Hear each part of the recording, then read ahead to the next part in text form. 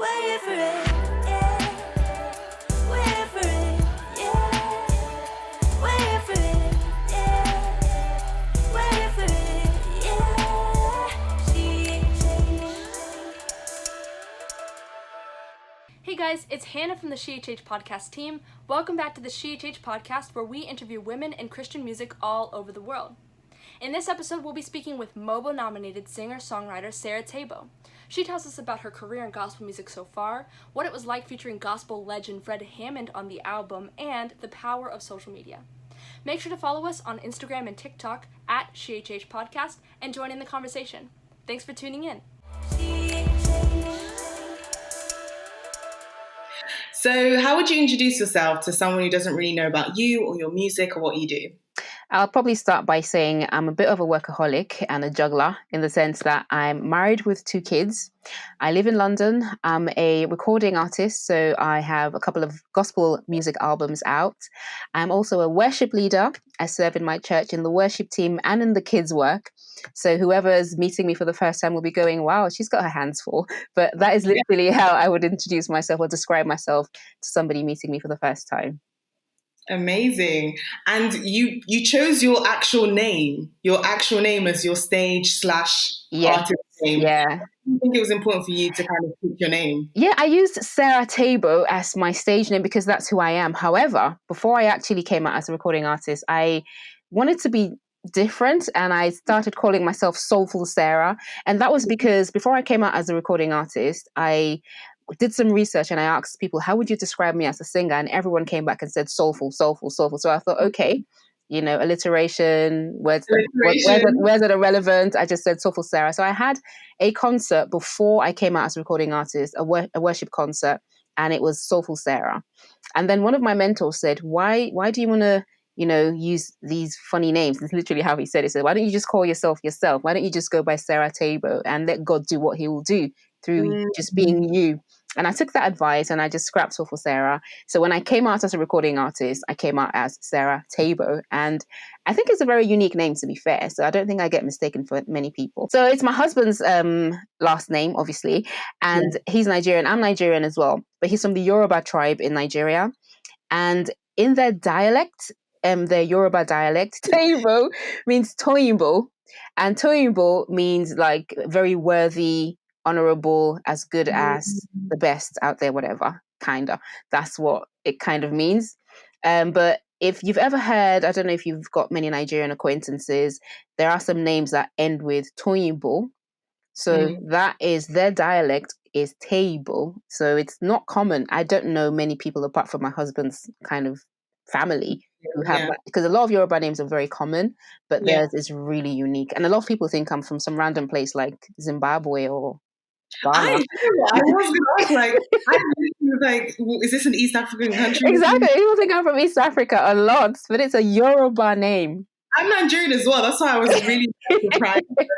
When I did my research, I realized you were Nigerian. I was like, oh, okay, that's interesting, but it's cool because that's unique. So it's not stuff for anyone else. Yeah. I couldn't have even made it up. I love it. We're going to dive right into like your music and talk about your latest album. Well, it was a couple of years ago now.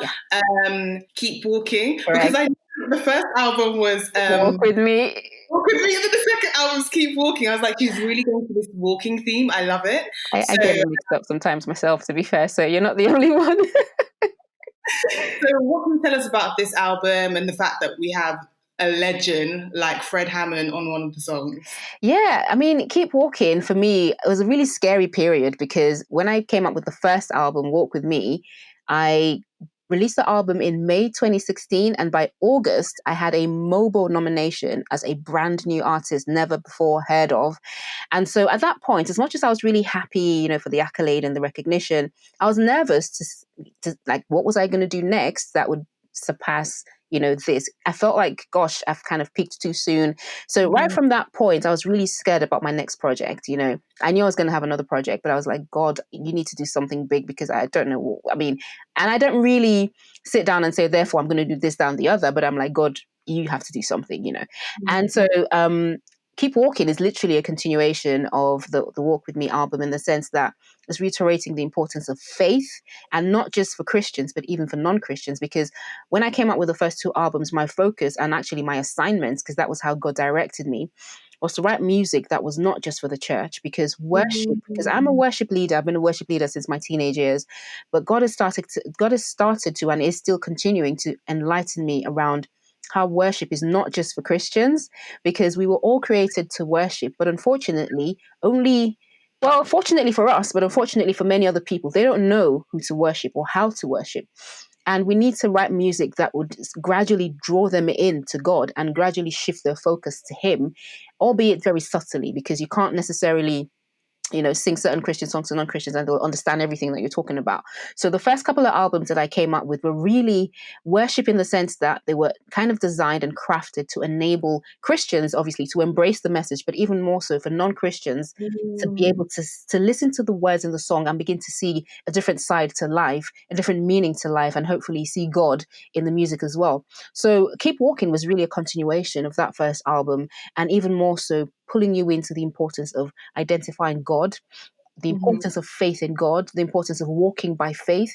So even though each of the songs have different titles per se, they all kind of converge in that one central message, which is that God is the ultimate source and our faith should be focused on Him. So then, leaning on to the other question about the Fred Hammond collaboration, that song, for example, Like a Child, the lyrics literally go, not having all the answers to life's questions, I can't see the bigger picture, I don't understand, but I know that you will come through for me somehow. And so, like a child, I will trust in you, and those are the kind of simple words. But then a non-Christian who's completely at their wit's end could hear that and be like, you know what, maybe it's time for me to start looking at something bigger than myself, So, and the way it's written, produced, and delivered is really such that it goes beyond church spaces, and it has thankfully done that.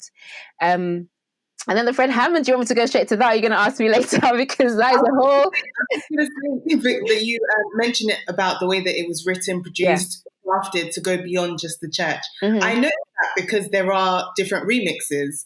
And so, like, some of the remixes are proper, like, do, let's dance. So you could tell it's like, no, this is not just for church. Yeah. And obviously you have Fred Hammond, which everyone in gospel will know anyway. So it got that message really clearly, which is really cool. I would love to know how Fred Hammond happened and how you felt, and being called his niece and all that cool stuff. Like, tell me.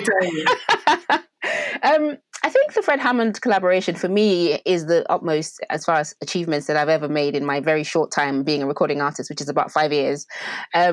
And I have listened to this dude for decades. I feel like every season of my life can be tagged to a song of his that's either seen me through or helped me through in one way or another.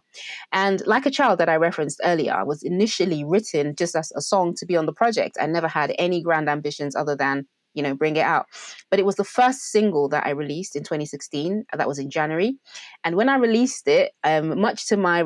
very reluctantly, because I'm not a fan of Spotify, but unfortunately it's the only way to go, because Spotify only pays artists a fraction of a penny for every stream. So when you hear someone say they got 1 million streams, in reality they probably only got like £2,000, and that's after spending 2 years probably waiting to get that kind of money. You can't make a living off £2,000 in the whole year if you think about it. But if there was no Spotify and you could sell every single listen per se, then you be... So point being, I was not keen on Spotify at the time, but I had no choice. So I started pushing the song to people I thought had playlists, or had friends who had playlists, and saying, oh, this is a song, send it to your friends, they might have a playlist. And it ended up with a guy in America who has a playlist, and when he heard the song was like, this is really good, I think we should do a remix of the song and feature an American so it can get even a wider audience. And I'm thinking, okay.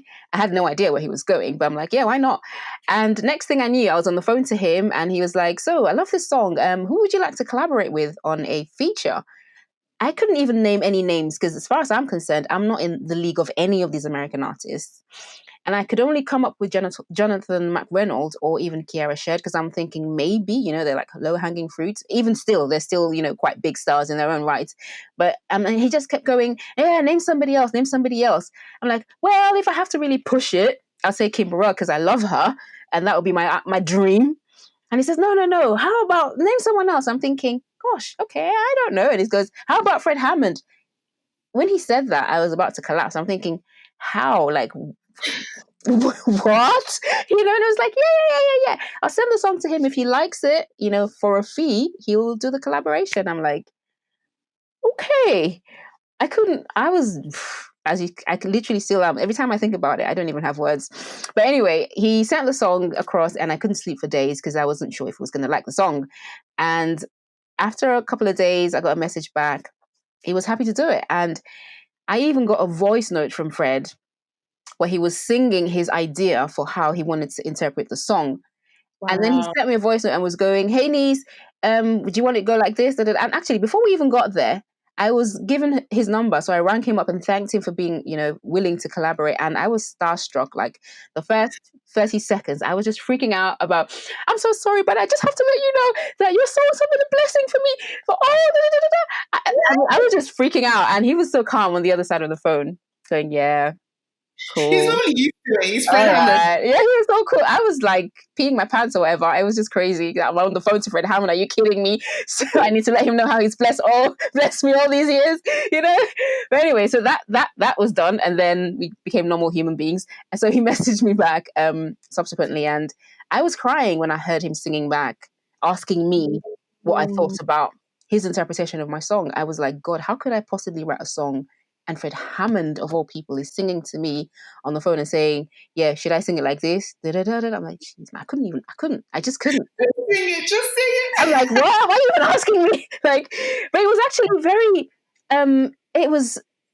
I don't even have the words. It was surreal. It was unbelievable. It was like a dream that, this person, I mean, when I had my miscarriages, it was his music that saw me through that season. Even at the time this collaboration conversation was happening, I just lost my mum. We were planning her funeral. And before we had that conversation, his song, before even this came into the picture, his song was actually seeing me through my mourning process. So it was really real for me to be talking to him, because his music has been like medicine for my soul, So it was just crazy. But I mean, that was how it happened. And the rest is history, really. And I mean, it was weird because not just did he do the collaboration and, like a business transaction, but he kind of forged a relationship, which I thought was crazy as well. A lot of people who are big artists, not even big artists, random artists, average artists, collaborate with you and they would never put it on their Instagram, right? Yeah, they would not even say anything about it. And you'd be like, oh girl, but did this happen, or I know, is it just me, or did I do this song by myself? But Fred Hammond actually, although it's like I even messaged him. I was like, Uncle Fred, are you going to post it? He said, yeah, I'm going to post it. Don't worry, I have a schedule. It's coming. I'm like, wow. And he did, and he talked about it, and I was wow.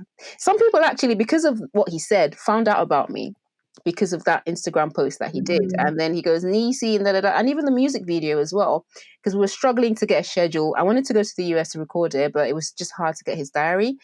And then I texted him one evening and I said, hi, Uncle Fred, what are we doing about this video? It's been like 8 months or something. This was about 11 p.m. or something. And he FaceTimes me right back. And this is me, like, with my hair all over. I'm in bed, like, I'm looking like a mad woman. And he just FaceTimes me right back. I'm like, Jesus, oh, God. I was like, and then he was like, he gave the idea. I don't know if you've seen the music video for our song, but I was Skyping him and then we're chatting over Skype and then we did the performance shots and stuff like that.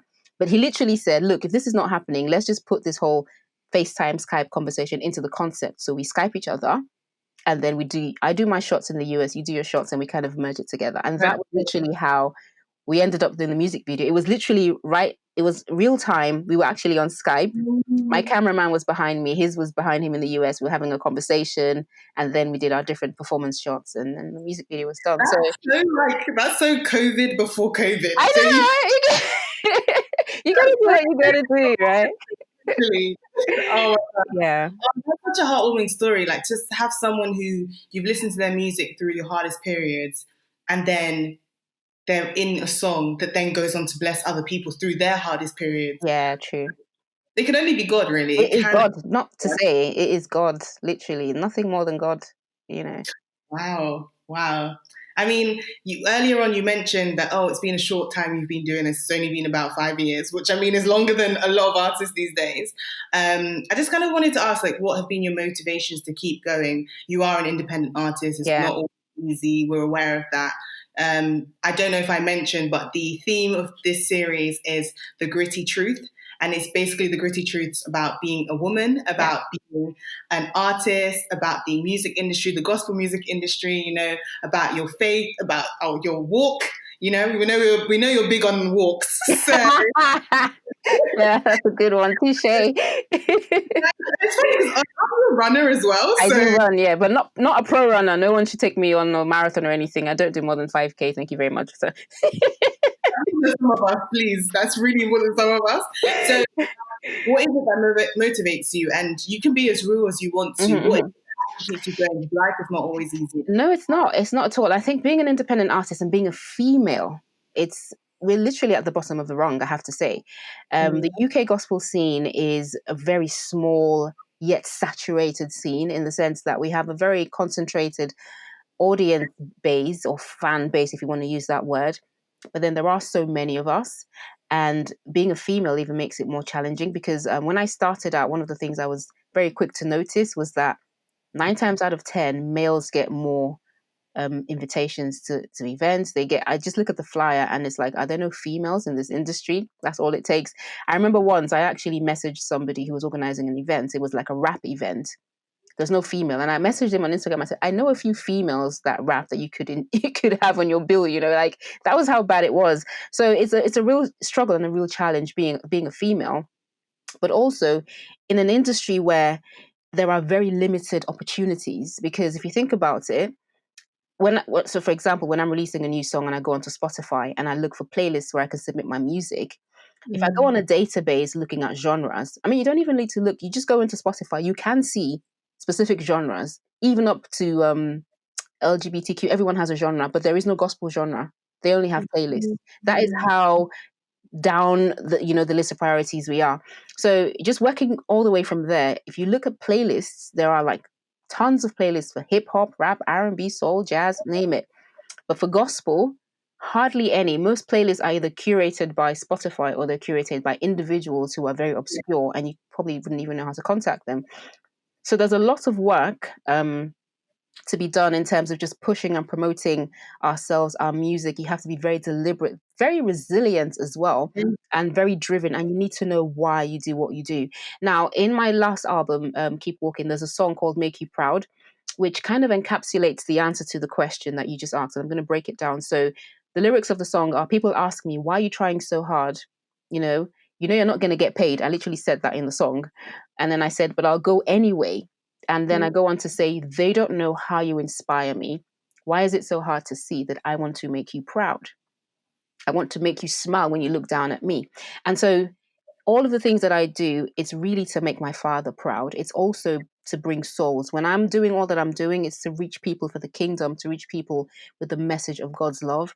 And so that's one of the reasons why when I write music, when I produce songs, I want it to be of the utmost quality, obviously within the constraints of finances, but of the utmost quality, so that when a person like Fred Hammond hears it, they're like, this is a good song, this is well produced, and I'm going to do something with it, And I feel like that's the starting point.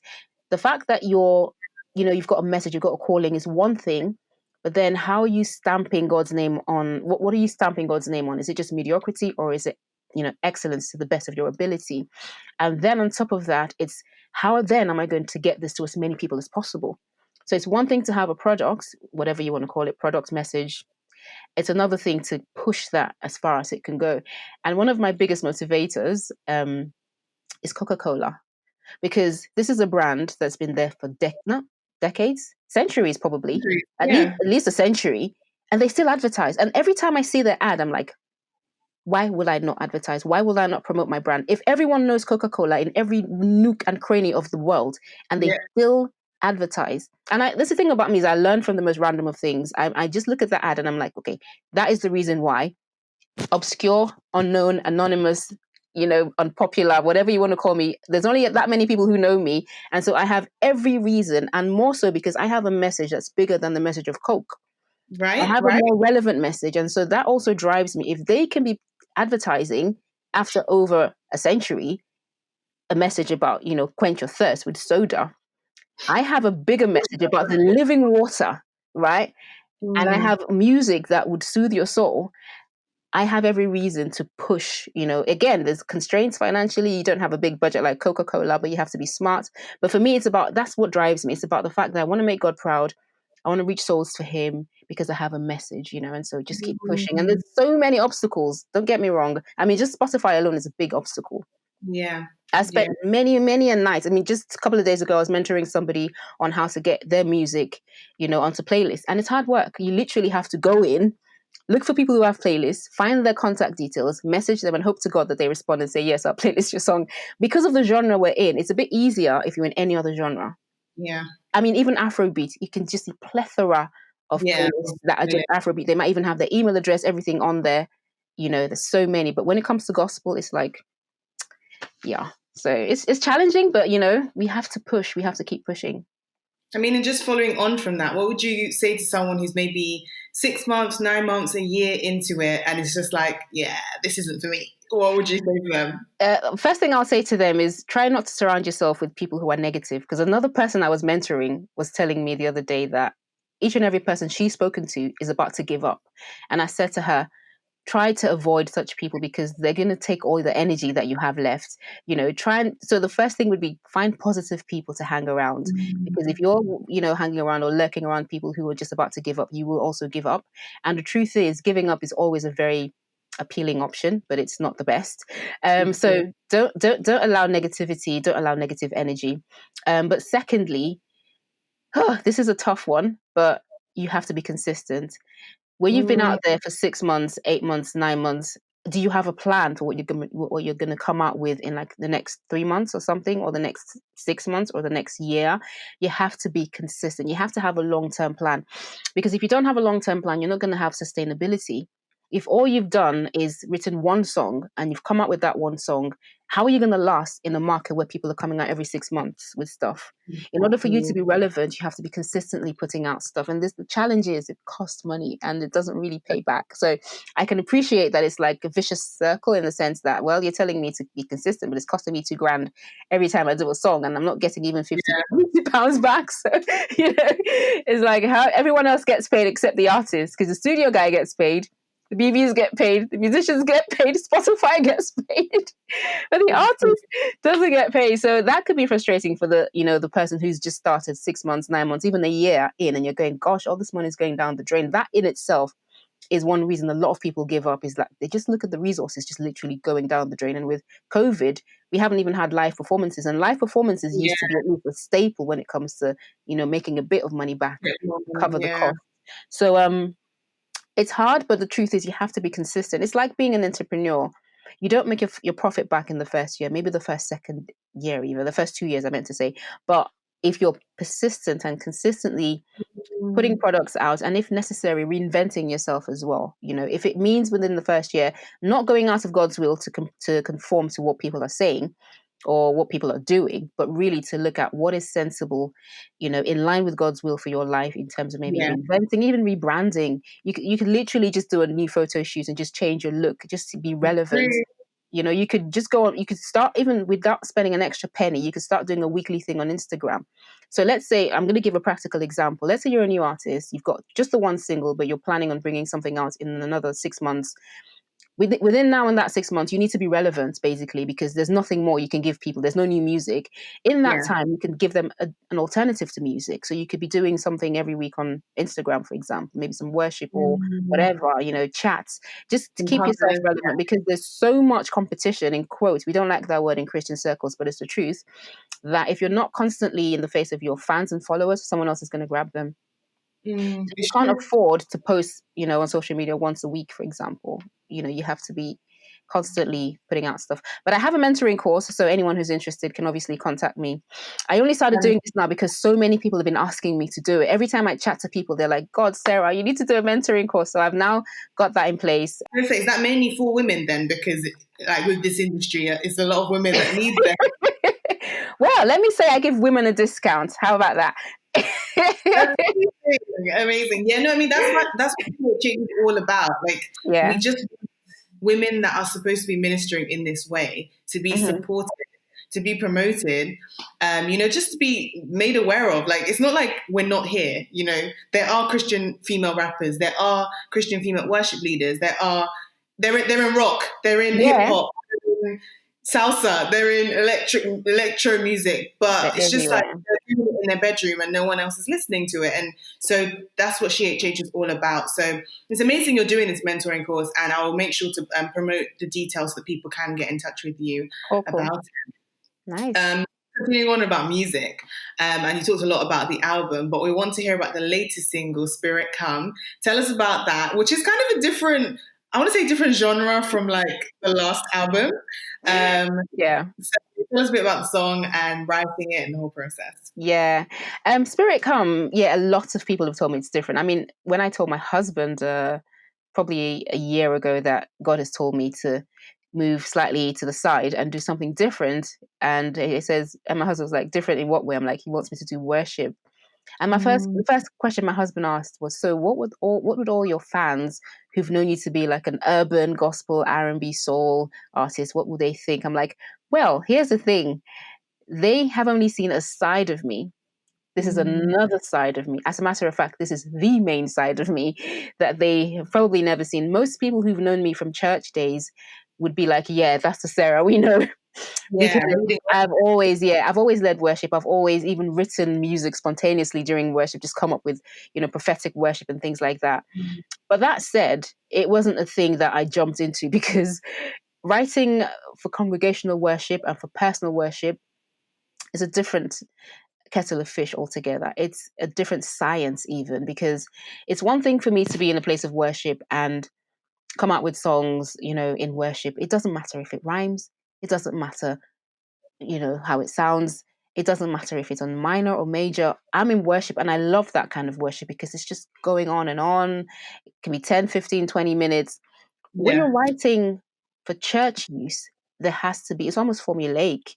And that was something I hadn't even perfected, because I was very good at leading worship with other people's songs, obviously, and doing prophetic worship, which doesn't need to have a structure.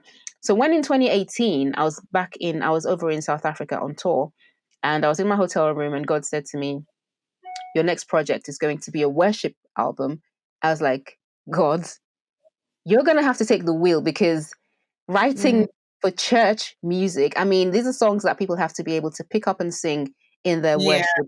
They need to be able to easily sing it as a choir special. And I just felt I wasn't there, because it's something I wanted to do for the first two albums. I wanted to be able to write one or two worship songs on the first two albums. But every time I started, I ended up writing an urban, contemporary, soul, or R&B song, despite my best intentions. And I felt like God kept pushing me there, like, no, I want you to do this. And believe you me, once I took on the instruction to go down, the path of writing worship, every song I've written so far is just a worship song. And God gives me such, it's divine, because I have to say, like Spirit Come, for example, I was doing a Daniel fast in February. I've been doing that for the last 3 years now. In February, I do a Daniel fast.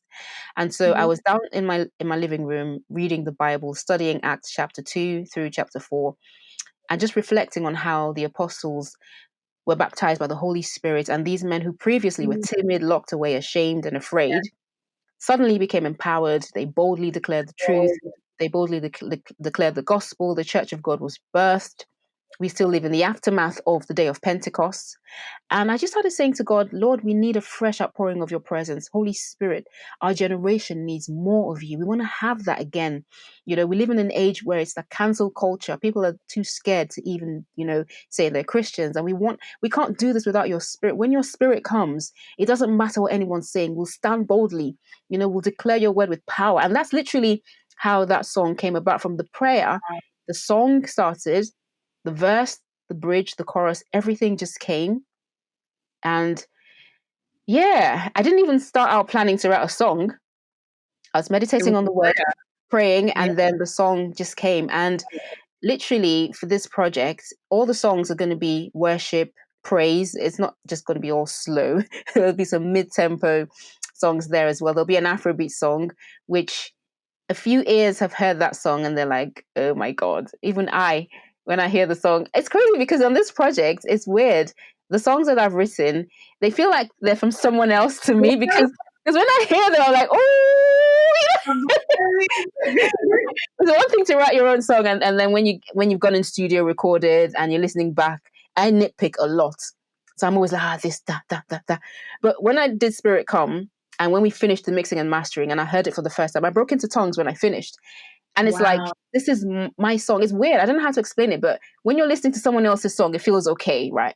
But when you're listening to your own song and then it breaks you down, and it, and the same thing for the Afrobeat song, which, gosh, is coming out next year though. But when I listen to that one as well, as soon as it comes out, as soon as it comes on, I'm just dancing away. I don't even know whose song it is. It's crazy.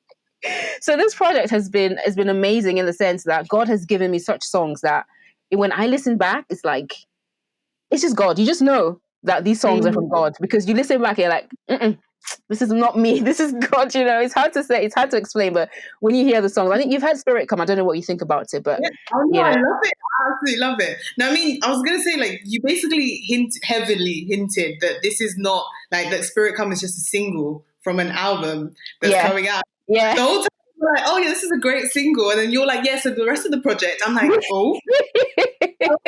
I don't want to put you on the spot. I do want to put you on the spot. What are we looking for in terms of timescales for this new project? Yeah, I mean, look, I would want to give you a timescale, but the single that came out in August should have come out in April, okay, because of COVID. So it's so hard to say this is when it's going to happen. Although we have recorded about 5.5 songs ish, so and we're going to 10. So depending on anything, I mean, if we go into another lockdown, we can't go into studio to finish the songs. So it's kind of up in the air. But I would really like for it to come out next August. So we'll see. Amazing. But there will be at least 1 or 2 singles before then. So keep your eyes peeled. And a Christmas single is coming out as well.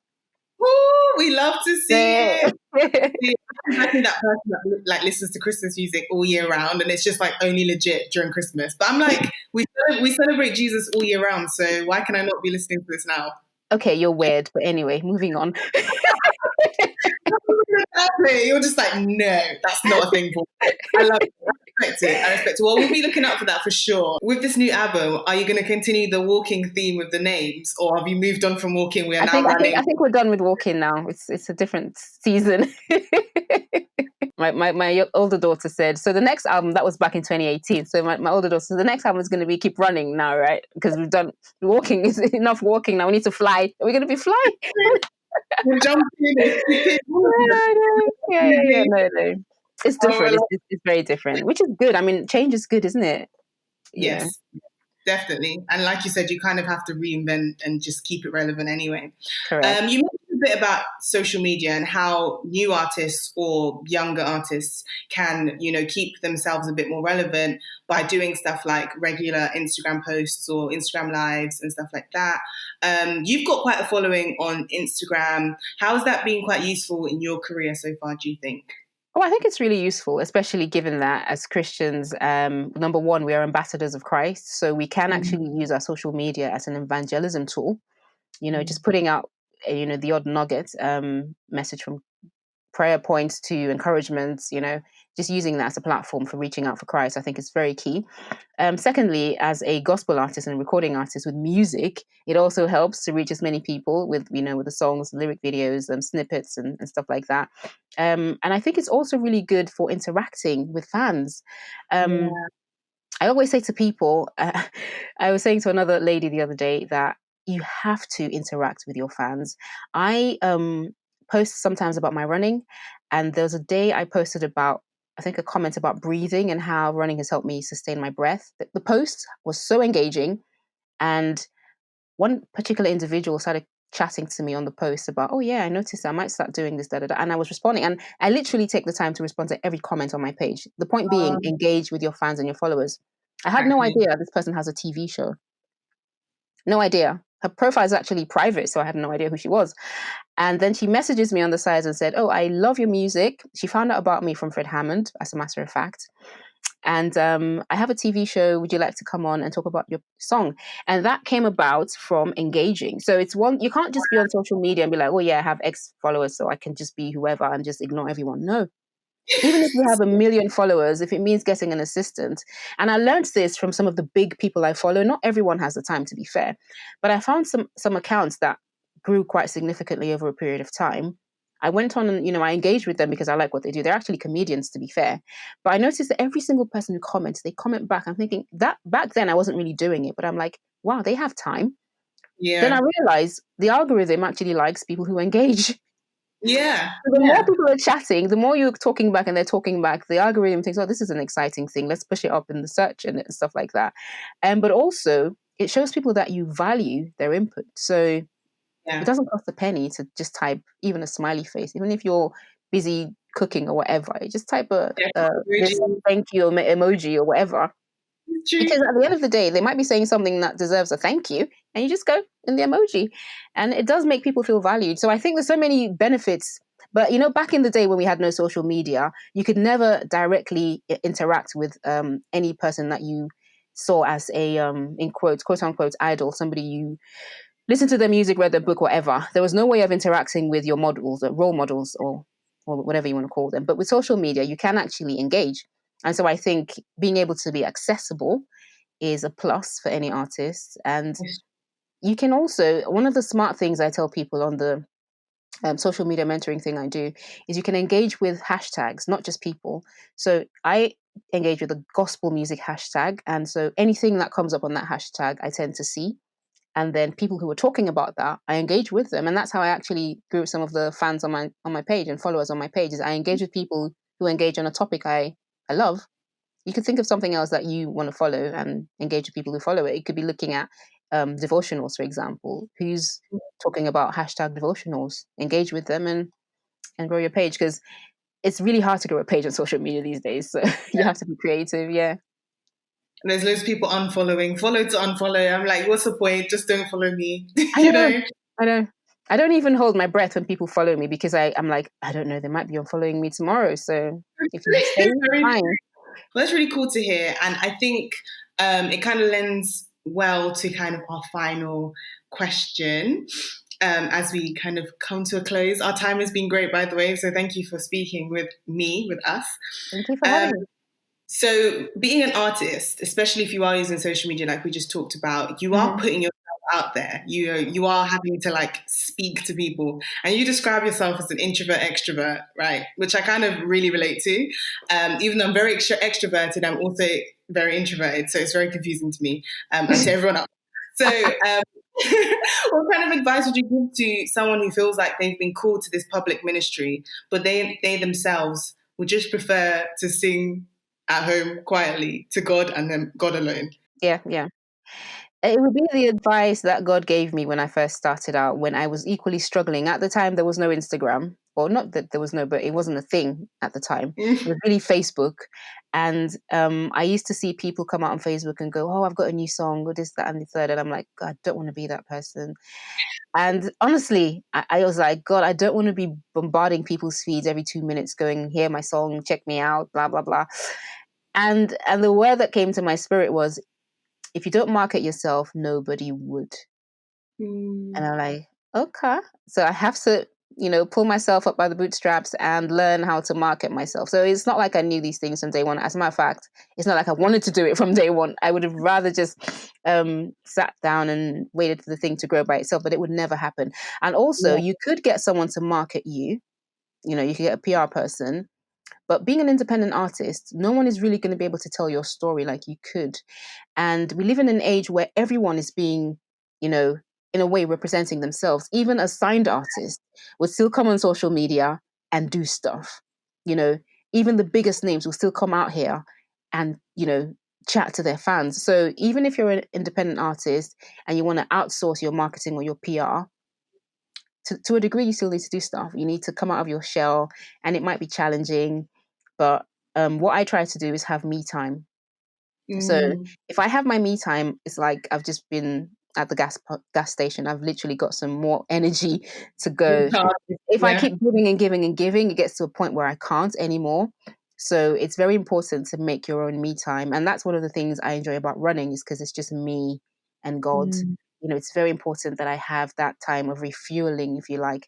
And for us introverts, that is literally one of the most important things, is having that bubble where we just know there's no one else but us, So when we come out of that, we feel a bit okay to interact and be extroverts for a bit and then go back into our shells. Because at the end of the day, no real balanced, sane introvert is always by themselves 24/7.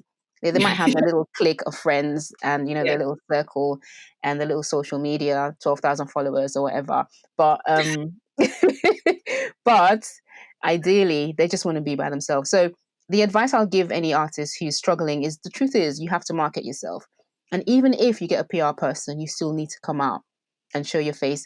And the danger of getting a PR person, as good as it is if for whatever reason you end your engagement or your contract with them, you don't have any of the contacts they've created. Most times they leave with not only their database, but they leave with a strategy. So if they've built your profile using a certain strategy, you know not what they've done, and you can't even replicate it yourself. So you're back to square one trying to find someone else, and it's really tough. So, I mean, we just have to kind of do most of it ourselves, and it does pay off in the long run. It's hard work, don't get me wrong, but it does pay off. That's really encouraging to hear, and I hope it helps some artists who think maybe my ministry isn't as public facing as I thought, because this could well be the truth, though. Not everyone is called to be, in the public. Don't get me wrong. I mean, there are people whose calling is literally to be in the background, either praying or encouraging, or even just leading worship in church. That could literally be all that you've been called to do. So you have to listen to God's voice. That's the most important thing. What have you been called to do? And if it means stepping out of your comfort zone to do what your calling is, then it's necessitated. You have to do it. Yeah. Amazing. So just to finally end our interview, I want to kind of ask a question that's going to be the underlying theme for this series, which is all about the gritty truth. We want you to kind of share a gritty truth that could be related to the side, the being an artist side. It could be the marketing side. It could be the commercial side, because we know that being a Christian artist is nowhere you can come to if you want to make money. No. About being a woman, it could be about women's issues, it could be about literally anything. But what's a gritty truth that God has used to really teach you something, and that could hopefully be an encouragement to someone else?